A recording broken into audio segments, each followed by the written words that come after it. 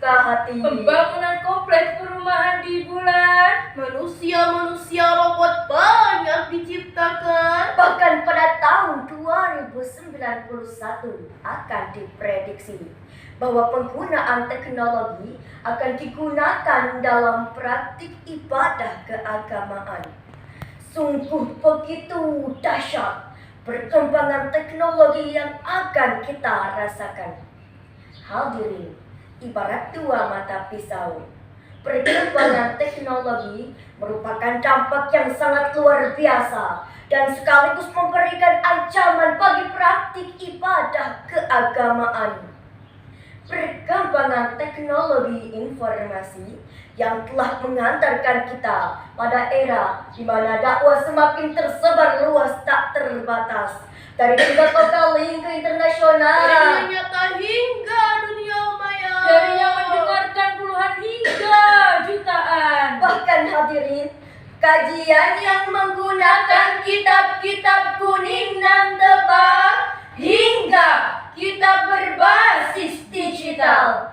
Namun sayang hadirin, media sosial saat ini belum sesuai dengan harapan kita. Masih banyak dai-dai yang gagap teknologi, sehingga media sosial masih banyak diisi oleh tayangan yang dapat merusak pikiran dan hati, seperti tayangan pornografi dan porno aksi, Beragam berita kontroversi. Ancaman hoax dan provokasi.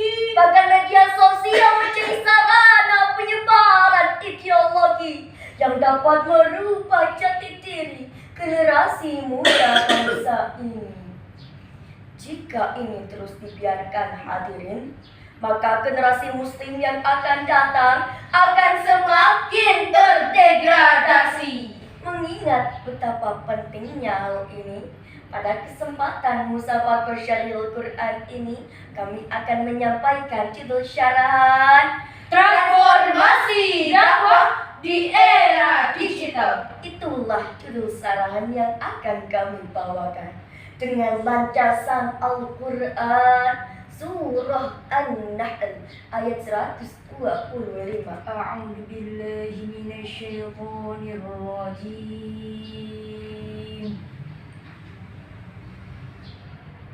Bismillahirrahmanirrahim.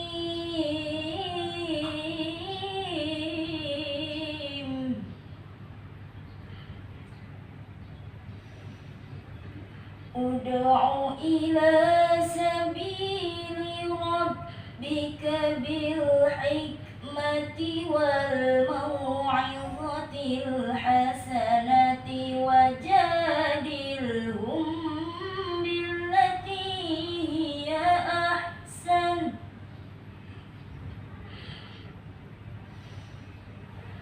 Inna rabbaka huwa a'lamu biman dhalla an sabilihi wa huwa a'lamu bil muhtadin. Aku berlindung kepada Allah dari godaan setan yang terkutuk. Dengan menyebut nama Allah yang Maha Pengasih lagi Maha Penyayang. Suruhlah manusia kepada jalan Tuhanmu dengan hikmah dan pengajaran yang baik, dan berdebatlah dengan mereka dengan cara yang baik. Sesungguhnya Tuhanmu, Dialah yang lebih mengetahui siapa yang sesat dari jalannya, dan Dialah yang lebih mengetahui siapa yang mendapat petunjuk. Hadirin wal hadirat rahimakumullah. Dalam perspektif ilmu balaghah, ayat ini menggunakan gaya bahasa kalam insya talabi yaitu sebuah ungkapan yang menunjukkan tuntutan dari atas pada objek yang ada di bawahnya. Dari sini dapat kita simpulkan bahwa Allah menuntut kita untuk melakukan sebuah gerakan dakwah melalui pendekatan bil hikmati wal mau'izatil hasanah wajadilhum billati hiya ahsan.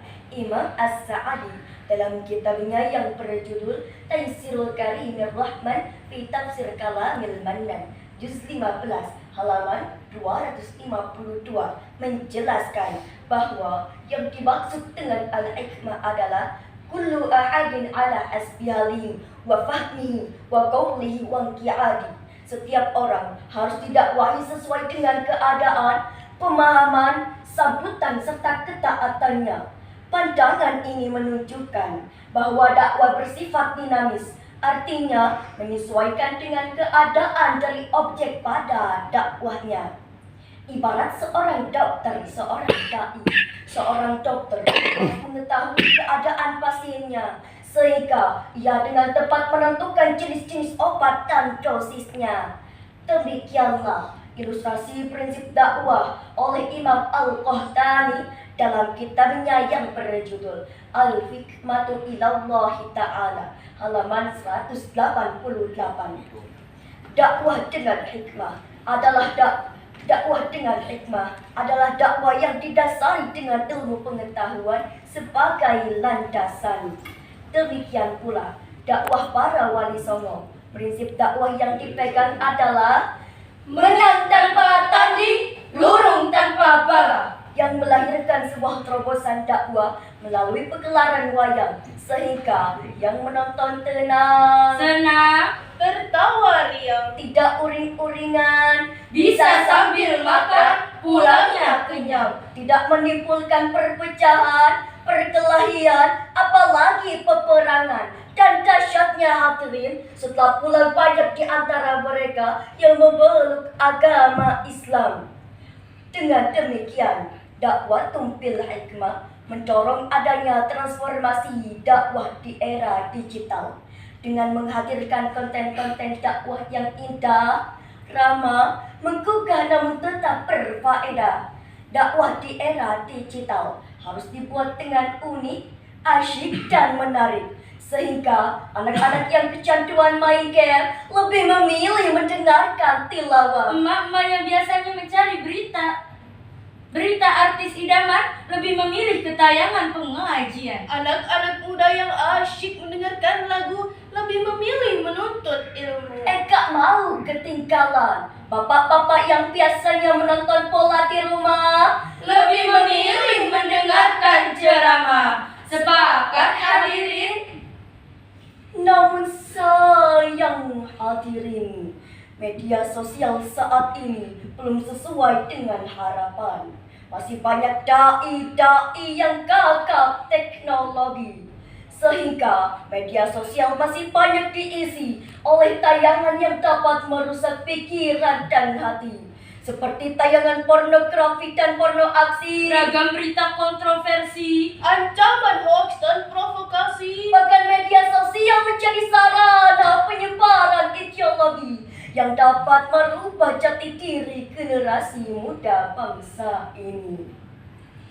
Di era digital, seorang dai tidak hanya dituntut untuk menguasai ilmu syar'i, tapi juga dituntut untuk melek teknologi. Dan disinilah seorang dai tidak hanya dituntut untuk inovatif, selektif, dan kreatif untuk menyampaikan pesan kepada umatnya. Badan Penelitian dan Pengembangan Kementerian Agama mengungkapkan bahwa konten dakwah di era digital dapat dilakukan melalui pendekatan wal mau'izatil hasanah. Imam Al-Baghawi dalam tafsirnya Al-Qawlu Lainur Ratib min ghairi ghilzatin wala ta'fifin menyebutkan bahwa konten dakwah di era digital harus dibuat dengan perkataan lemah lembut, tidak kasar dan tidak mencela. Dakwah di era digital adalah dakwah yang menginspirasi, bukan memprovokasi. apalagi memancing emosi. yang pengajar, bukan mengejek, yang menyebarkan kebaikan, bukan keburukan, yang menghadirkan rahmat, bukan laknat, yang merangkul, bukan memukul. Betul hadirin. Era digital dengan karakteristik utamanya yaitu informasi yang bebas dan terbuka menuntut kita untuk siap menjawab setiap permasalahan, berargumentasi dan dialog-dialog pembuka pikiran secara terbuka. Sosok seperti Syekh Ahmad Didat, Dr. Zakir Naik menjadi inspirasi bagi kita semua bahwa diskusi antar agama dapat membuka jutaan pasang mata di dunia akan keindahan dan kebenaran Islam sebagai sebuah agama. Namun sayang hadirin, fakta di lapangan menunjukkan bahwa konten dakwah di era digital belum menjadi siaran favorit dan jarang viral. Sekalinya viral, malah isu Islam yang radikal dan fundamental. Contohnya seperti salah seorang pemimpin pondok yang menyampaikan fatwa-fatwa sesatnya yang dapat merusak umat Islam. Dan contoh lainnya seperti drama Korea, musik orkestrik, ragam berita olahraga, berita artis dan rumah tangga yang lebih dinikmati dibandingkan dengan ceramah agama. Na'udzubillahi min dzalik. Oleh karena itu hadirin, semangat kita untuk menjaga kebaikan dan mencegah keburukan harus tertanam di dalam diri kita. Allah Subhanahu wa Ta'ala telah memberi gelar kepada kita khairu ummah, yaitu sebagai umat terbaik. Sudah terukir indah dalam Al-Quran surah Ali Imran ayat 110. Kuntum khairu ummatin ukhrijat lin-nasi ta'muruna bil ma'rufi wa tanhauna 'anil munkar. Ta'muruna bil ma'rufi wa tanhauna 'anil munkari wa tu'minuna billah.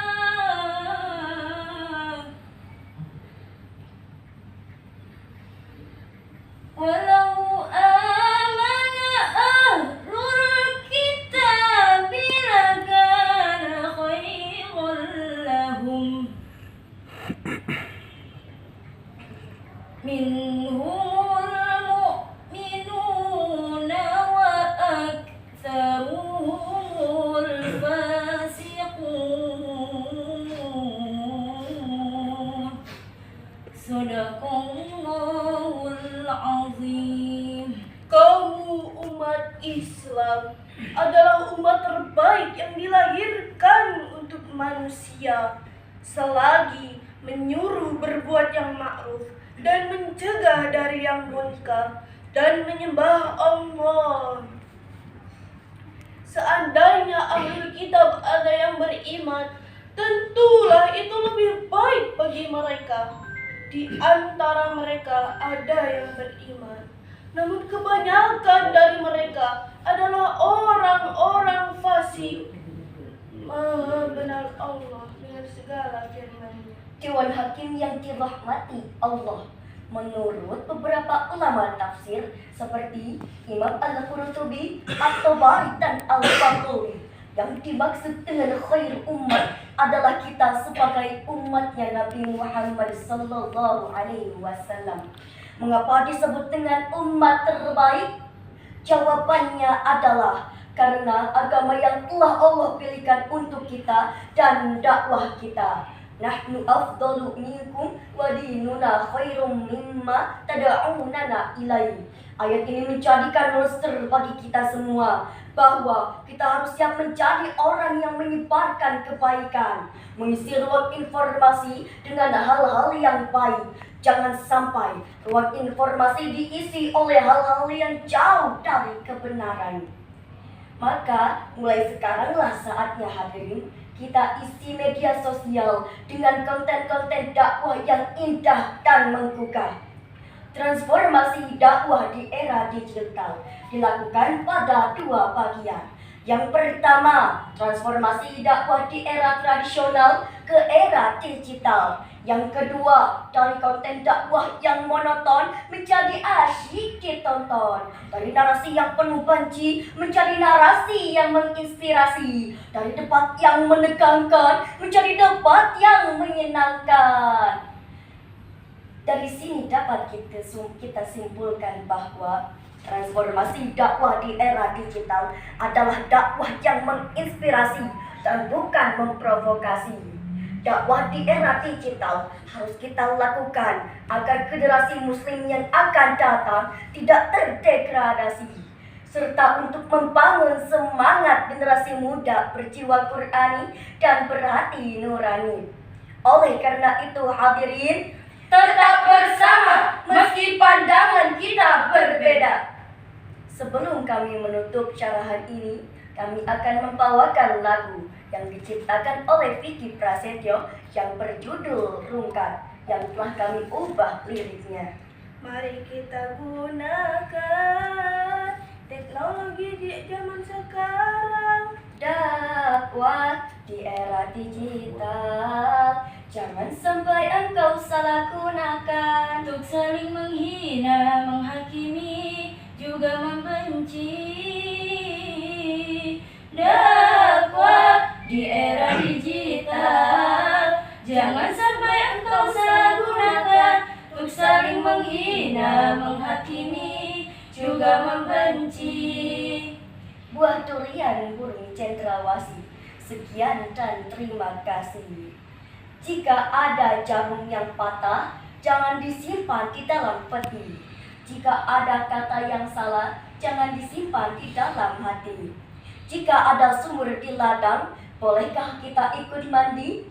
Dan jika ada umur yang panjang, bolehkah kita berjumpa lagi? Wabillahi taufiq wal hidayah. Assalamualaikum warahmatullahi wabarakatuh.